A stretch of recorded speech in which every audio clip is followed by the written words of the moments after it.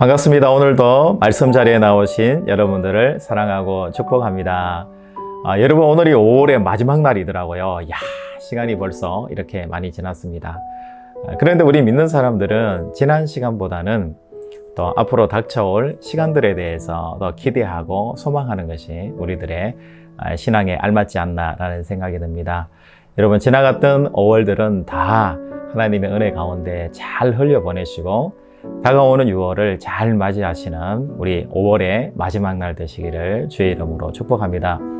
오늘 우리가 함께 나눌 말씀은 출애굽기 34장 1절에서 6절 말씀입니다. 여호와께서 모세에게 이르시되 너는 돌판 둘을 처음 것과 같이 다듬어 만들라.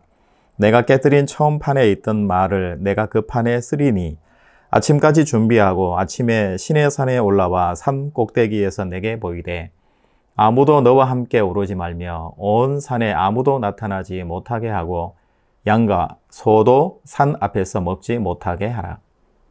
모세가 돌판 둘을 처음 것과 같이 깎아 만들고 아침에 일찍이 일어나 그 두 돌판을 손에 들고 여호와의 명령대로 시내산에 올라가니 여호와께서 구름 가운데에 강림하사 그와 함께 거기 서서 여호와의 이름을 선포하실세. 여호와께서 그의 앞으로 지나시며 선포하시되 여호와라 여호와라 자비롭고 은혜롭고 노하기를 더디하고 인자와 진실이 많은 하나님이라. 아멘. 오늘은 금송아지 사건 이후에 다시 이스라엘과 새 계약을 맺으시는 하나님의 한결같은 사랑에 대해서 함께 묵상을 하려고 합니다. 제가 지금 방금 하나님의 한결같으신 사랑 이렇게 표현을 했습니다. 왜 그러냐면 금송아지 사건이라는 것이 그렇잖아요. 이스라엘 백성 자체가 하나님 앞에 도전하는 것이고 욕망과 자기의 탐욕을 위해서 하나님의 이름을 이용한 사건이기 때문에 하나님께서 굉장히 진노하시고 분노하신 사건이라는 것을 알 수가 있습니다. 그럼에도 불구하고 이 모세의 중보 기도를 통해서 또 이스라엘의 화해의 제스처를 통해서 하나님께서 받아주셔서 다시 언약을 체결하시고 사랑하시는 하나님의 모습을 우리가 성경에서 발견하게 되는 거죠.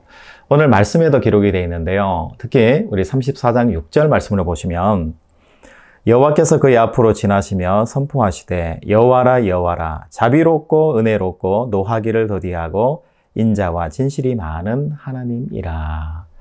여러분, 이 6절 말씀을 들었을 때 그냥 신앙인의 입장에서 아멘 하면 끝나는 건데 솔직히 한번 여러분 생각해 보시면 어떠실까요? 하나님이 자비롭고 은혜롭고 노하기를 더디하고 인자와 진실이 많은 그런 하나님인가? 여러분 동의가 되세요? 저는 이 말씀을 보면서 인간적인 차원에서 동의가 잘 안 됐어요. 왜 동의가 안 될까요? 무서운 하나님이시잖아요. 막 분노하시고 화내시고 40일 동안 모세가 사라진 상황에서 뭔가 길 잃은 아이들처럼 내팽겨 쳐놓고는 뭔가 와서는 잘못했다고 뭐라 그러고 하니까 자기가 잘못한 건 알겠는데 인간적인 이스라엘 입장에서는 하고 싶은 말이 많은 거예요. 그런데 하나님의 모습에서 보면은 분노하고 화내시고 진멸해버리겠다 그러시고 약속을 하고 싶지 않다 그러시고 모세한테는 두 돌판을 다 만들어서 성의 있게 주시던 그 하나님이 아니라 두 돌판 만들어서 산에 가지고 와. 하나님이 요구하시는 하나님이 되셨잖아요. 뭔가 화가 덜 풀리신 하나님처럼 보이신다는 거죠.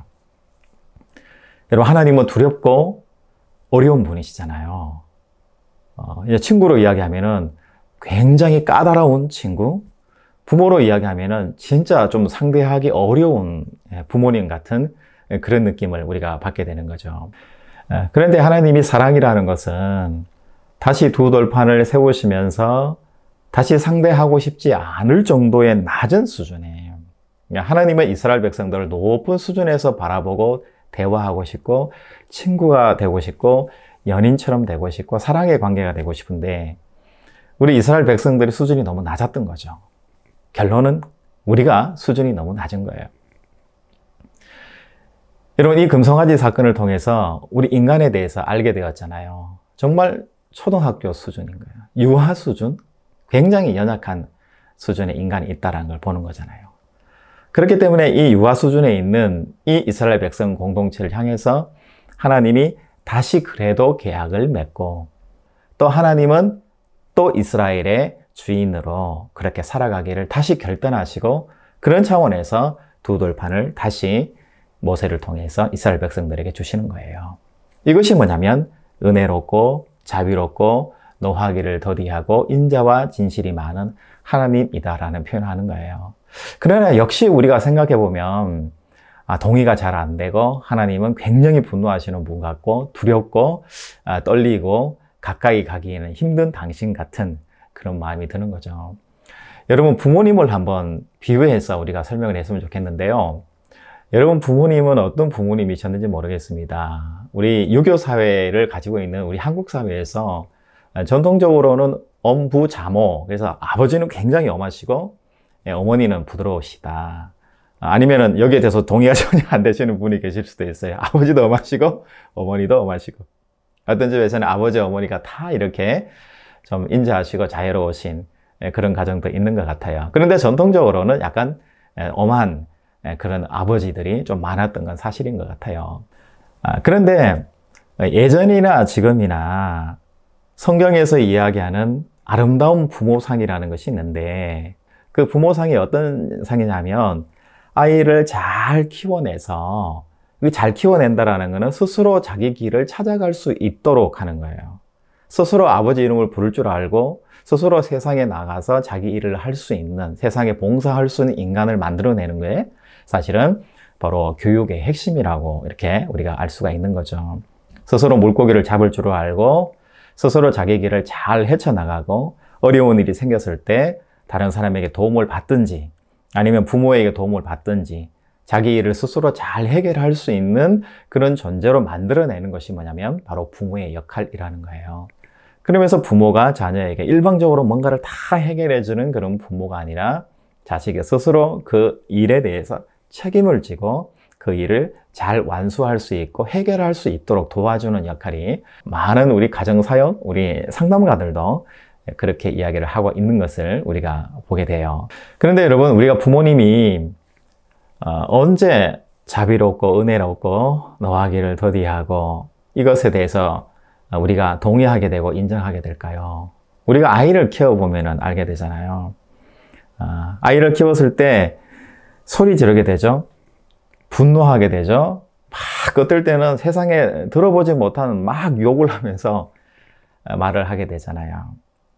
정상적인 가정이라면 그 이유는 아이가 잘 되도록 하기 위해서 부모의 어쩔 수 없는 선택이 그 안에도 있다라는 것을 우리가 이해하게 되는 거잖아요. 그러면서 우리가 부모 입장에 되어서 이제 부모에 대해서 이해하게 되고, 우리가 나이가 들어서 그때 철이 들고 이해하게 되는 그런 모습들이 있다라는 거죠. 여러분, 예를 들어서 유아의 아이가 있다 생각. 이제 겨우 키워서 이제 가는데 침대 위에 잠깐 뒀는데, 그러면 침대는 낭떠러지가 있으니까 떨어지려고 하잖아요. 그럴 때 부모가 자비롭고 은혜롭다라는 것은 얼른 캐치해서 떨어지지 않도록 보호해 주는 거잖아요. 또 자녀가 학교를 가야 되고 학원을 가야 되고 자기 할 수 있는 역할들을 해야 되는데 나이가 들었는데도 하지 않아요. 그럴 때는 어떻게 합니까? 부모 입장에서는 혼을 내기도 하고 협박하기도 하고 얼르기도 하고 사탕을 주기도 하고 어떻게 해서든지 욕을 해서라도 그 아이가 그 일을 할 수 있도록, 스스로 독립할 수 있도록, 스스로 잘 건강하게 자라날 수 있도록 해주는 게 부모의 사랑이고 부모의 자비고, 그것이 진실한 거고 그것이 아름다운 것이라는 것을 우리가 알고 있잖아요. 여러분, 금송아지 사건이 어떤 사건입니까? 하나님이 이스라엘 백성들을 너무 사랑하셨어요. 다 해주고 싶고 안아주고 싶은 그런 이스라엘 백성이에요. 그런데 이 금송아지 사건이라는 것은 이스라엘 백성이 하나님을 배신한 거잖아요. 인간들의 이 속성이 얼마나 연약하고 악한 것인가를 하나님을 도구로 수단으로 생각한다는 것을 하나님이 알아버리신 거예요. 부모가 자식이 그렇다는 걸 알아버렸을 때 우리가 위험에 처한 아이를, 잘못된 길을 걸어가고 있는 아이를 부모가 어떤 방식을 동원해서라도 아이를 구원하잖아요. 바르게 걸어가게 하잖아요. 같은 입장에서 하나님은 이 금송아지 사건을 통해서 자식이 잘못되고 있다는 것을, 이스라엘 공동체가 정말 잘못 가고 있다는 것을 깨닫게 되신 거예요. 그래서 하나님은 어떻게 하신 거예요? 분노하시는 거예요. 진멸해버리겠다고 말씀하시는 거고요. 모세에게는 이제 돌을 깎아서 가지고 산 꼭대기에 가지고 오면 그때 내가 그를 주겠다라고 말씀하시는 거잖아요. 바로 이 문제는 하나님의 자비하심의 문제가 아니라 우리의 죄의 문제고 이스라엘의 잘못된 길에 대한 문제 때문에 생긴 거라는 것을 우리가 발견하게 되는 거예요. 그럼에도 불구하고 하나님은 약속을 이어나가길 원하시고 이스라엘을 사랑하기로 작정하신 거예요. 그래서 하나님은 자비롭고 은혜롭고 노하기를 더디하고 인자와 진실이 많은 하나님이다. 이렇게 표현하는 거예요. 여러분, 우리가 오늘 일상을 살아갈 때 여러분들 다 부모 되신 분들이에요. 또 학교에서 가르치는 직분이 있으실 수도 있고, 또 목회자가 되실 수도 있고, 다양한 회사에서도 상사이실 수도 있고요. 많은 가르침과 지도와 다음 세대를 지도해야 되는 그런 자리에 있으실 수도 있거든요. 여러분 자리에서 우리 하나님의 성품을 우리도 바르게 좀 닮았으면 좋겠다라는 생각이 있습니다. 무작정 인정하고, 무작정 자비하고, 무작정 봐주고, 무작정 다 돼, 무작정 다 허용하는, 이것은 사랑도 아니고 자비도 아니고 은혜도 아닌 거죠. 잘못된 길을 무관심하게 바라보는 무책임한 행동이 될 수 있다는 거죠.